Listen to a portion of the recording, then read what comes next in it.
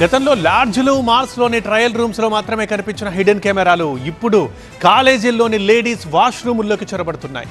బాత్రూంల వెనక నక్కుతున్న కొంతమంది బద్మాష్ గాళ్లు విద్యార్థినుల దృశ్యాల్ని సీక్రెట్గా షూట్ చేస్తున్నారు.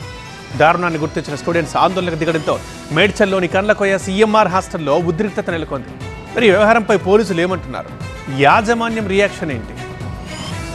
ఏపీలోని గుడ్లవల్లేరు ఇంజనీరింగ్ కాలేజీలో జరిగిన ఘటన మరొక ముందే హైదరాబాద్ శివార్లోని CMR కాలేజీలో హిడెన్ కెమెరాల బాగోతం వెలుగు చూసింది. దీంతో ఆందోళన చెందిన విద్యార్థినులు కాలేజ్ హాస్టల్లో నిరసనకు దిగారు. స్టూడెంట్స్ నిరసనలకు విద్యార్థి సంఘాలు మద్దతు పలికాయి. విద్యార్థుల ఆందోళన నేపథ్యంలో పేరెంట్స్ కూడా అక్కడికి చేరుకున్నారు. దీంతో అక్కడ టెన్షన్ వాతావరణం నెలకొంది. ఆందోళనల నేపథ్యంలో క్యాంపస్ దగ్గర మోహరించారు పోలీసులు. హాస్టల్లో క్యాన్వా అనే ఫ్రీ టూల్ ని యూజ్ చేసుకుని ఎటువంటి డిజైన్ అయినా మనమైతే సింపుల్ గా చేసుకోవచ్చు. అది ఎలాగో నేర్చుకుందాం అనుకుంటున్నారా? అయితే ఫ్రీడమ్ యాప్ ని డౌన్లోడ్ చేసుకోండి. పనిచేస్తున్న కొంతమంది మేల్ వర్కర్స్ బాత్రూమ్ వీడియోలు రికార్డ్ చేశారన్నది విద్యార్థినుల ఆరోపణ. బాత్రూమ్ వెంటిలేటర్ పై ఉన్న చేతి గుర్తులే అందుకు సాక్ష్యం అంటున్నారు. ఈ వ్యవహారంలో పలు అనుమానాలు వ్యక్తం చేస్తున్నారు విద్యార్థినులు. ఎలాంటి పొరపాటు జరగకపోతే ఫింగర్ ప్రింట్స్ ఎందుకు చెరిపేశారని ప్రశ్నిస్తున్నారు. 12 మంది వర్కర్ల ఫింగర్ ప్రింట్స్ తీసుకోవాలని డిమాండ్ చేస్తున్నారు. హాస్టల్లోని తమ రూముల్లో కూడా సీక్రెట్ కెమెరాలు ఉన్నాయేమోనని విద్యార్థినులు అనుమానం వ్యక్తం చేస్తున్నారు. యాజమాన్యానికి సంబంధించిన వారితో కాకుండా బయట వ్యక్తులతో తమ రూమ్స్ ను చెక్ చేయించాలని డిమాండ్ చేస్తున్నారు. విద్యార్థుల ఆందోళనలతో CMR క్యాంపస్ ను పరిశీలించారు కండ్లకోయ ACP శ్రీనివాసరెడ్డి.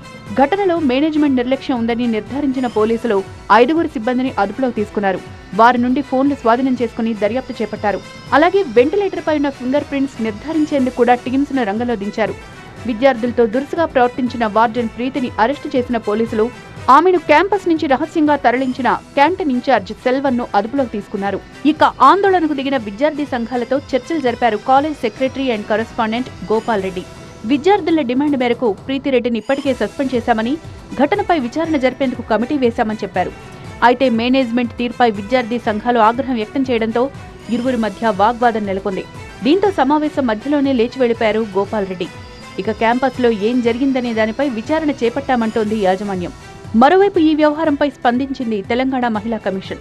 ఘటనను సుమోటోగా స్వీకరించిన విమెన్ కమిషన్ వ్యవహారంపై విచారణ చేసి నివేదిక ఇవ్వాలని సైబరాబాద్ CPని ఆదేశించింది.